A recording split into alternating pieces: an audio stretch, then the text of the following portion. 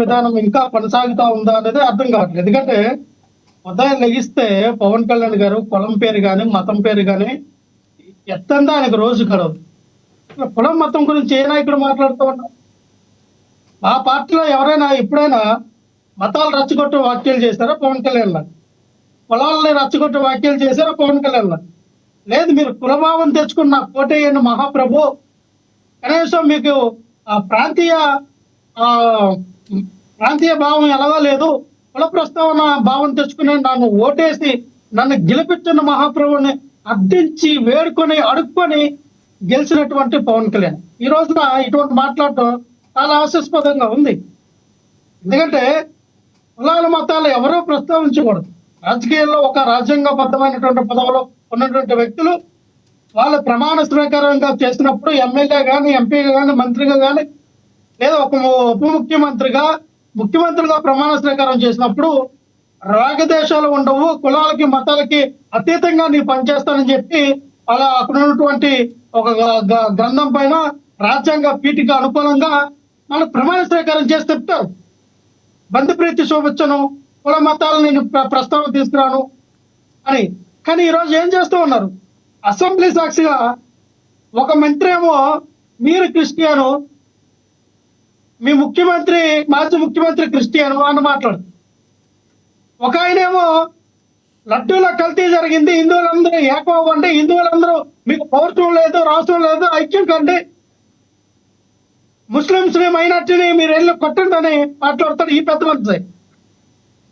ఇంకో పెద్ద మనిషి ఏమో చంద్రబాబు నాయుడు ఏకంగా శ్రీవారి యొక్క ఉన్నటువంటి ప్రతిష్టని, ఆ యొక్క లడ్డూ ప్రసాదాన్ని, ఆ ప్రతిష్టని దిగజార్చే కార్యక్రమం చేస్తూ ఉంటాడు. ఇది అసెంబ్లీ సాక్షిగా, శాసన మండలి సాక్షి. వీళ్ళు వాళ్ళు మాట్లాడతారు కులాల ప్రస్తావన తాగకూడదు, మతాల ప్రస్తావన తాగకూడదు అని. ఎవరు తమ్మన్నారయ్యా మిమ్మల్ని? మేము అదే కదా చెప్తా ఉన్నాం. ఉప ముఖ్యమంత్రిగా మీరు ఒక హిందువులకు ఉప ముఖ్యమంత్రి కాదు, లేదా మీరు కాపు సామాజిక వర్గానికి ఉప ముఖ్యమంత్రి కాదు.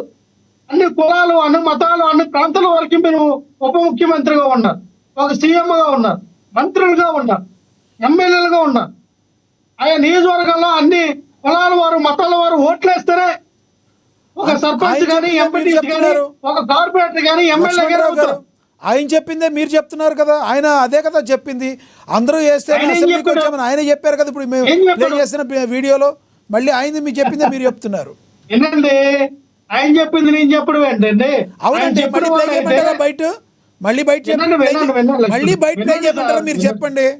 మీరు ఇందాక మీరు ఇందాక ఒక మాట మాట్లాడారు, మీరు మాట్లాడండి. ఇందాక ఒక మాట మాట్లాడారు మీరు, పవన్ కళ్యాణ్ గారు కులాలను చూసి ఓటేయండి అని చెప్పారండి. మీ దగ్గర ఎవిడెన్స్ ఉందా? కులాలు అందరూ కలిసి మీ దగ్గర నాకు ఓటేమని ఆయన చెప్పాడు. కులభావం తెచ్చుకున్నాను, గెలిపించిన మహాభావాన్ని అడుక్కోలేదా? ఎక్కడ ఎవిడెన్స్ ఉంటే ప్లే చేయండి. ఊరికే మీరేం జర్నలిస్ట్ నాకు అర్థం కావట్లా. ఎక్కడ చెప్పలేదు సార్ అలా. మా దగ్గర ఎవిడెన్స్ లేదు, మీ దగ్గర ఉంటే చూపించండి. మీరు గూగుల్లో కూడా చూపించండి, గూగుల్ కొట్టండి, మీ పీసీఆర్ ప్లే చేయమని చెప్పండి. గూగుల్లో కొడితే కనబడతాయి, ఓకే యూట్యూబ్ లో కడితే కనబడతాయి. పవన్ కళ్యాణ్ ఏం మాట్లాడాడు? కూల్ చెప్పండి, టాపిక్ లో చెప్పండి. గూగుల్లో కొడితే అన్ని కనబడతాయి, కానీ గూగుల్లో 420 అని కొడితే జగన్ గారు బొమ్మ వస్తుంది. గూగుల్లో 420 సార్, గూగుల్లో 420 ఎవరని కొడితే జగన్ గారు బొమ్మ వస్తుంది. యాక్సెప్ట్ చేస్తారా? కొడదామా? 420 అని కొడితే 420 సీఎం ఎవరని కొడితే జగన్ గారు బొమ్మ వస్తుంది సార్. యాక్సెప్ట్ చేస్తారా?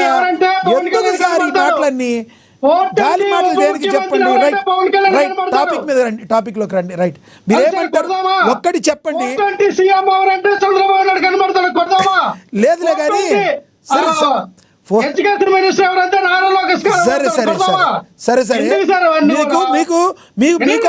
మీకోసం ఇంకో బయట ఒకటి ఉంది, మీకోసం ఇంకో బయట ఉంది, ప్లే అవుతుంది, మాట్లాడతారు. కానీ చంద్రబాబు గారు బయట ఒకటి ప్లే అవుతుంది, చూద్దాం.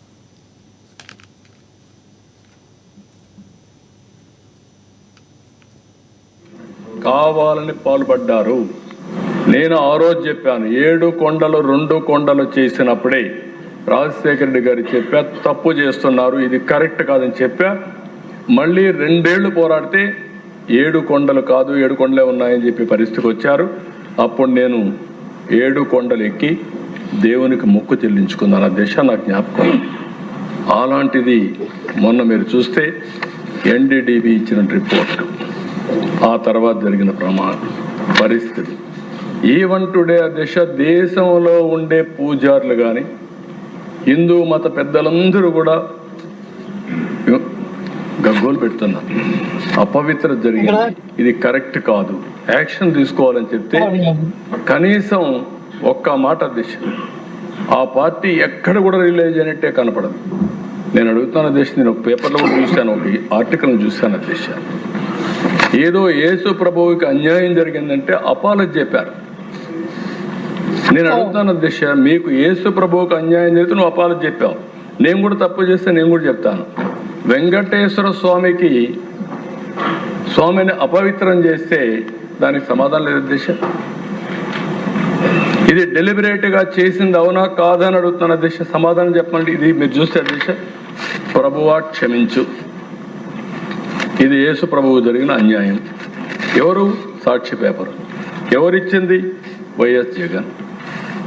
ఓకే, నువ్వు అక్కడొస్తే నువ్వు చేసిన వ్యక్తివి, ఇక్కడ వెంకటేశ్వర స్వామి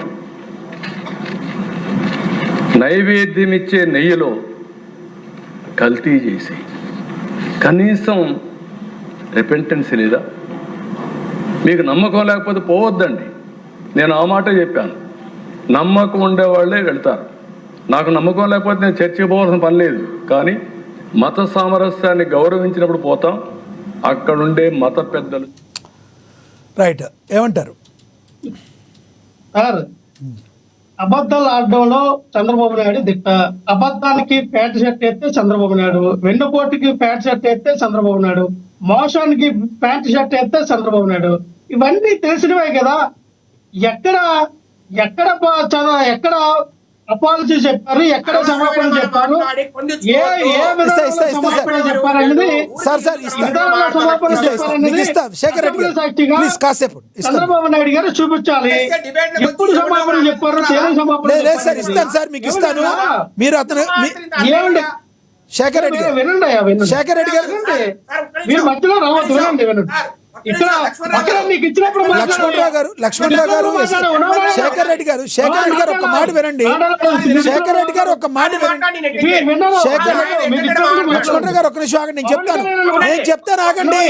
ఇద్దరికి నేను చెప్తాను ఆగండి. శేఖర్ రెడ్డి గారు, డిబేట్ స్టార్ట్ అయిన తర్వాత పోనీ మీరు తీసుకున్నాక మధ్యలో మీరు ఆపిన నో ప్రాబ్లం, మీకు నేను ఇస్తాను. 1 minute ఆగండి. ఆయన కౌంటర్ చేసిన దాన్ని మీరు ఇద్దరు సార్ ఒక్కటి సార్. లక్ష్మణరావు గారు మీరు ఆగండి. లక్ష్మణరావు గారు మీరు ఆగండి. లక్ష్మణరావు గారు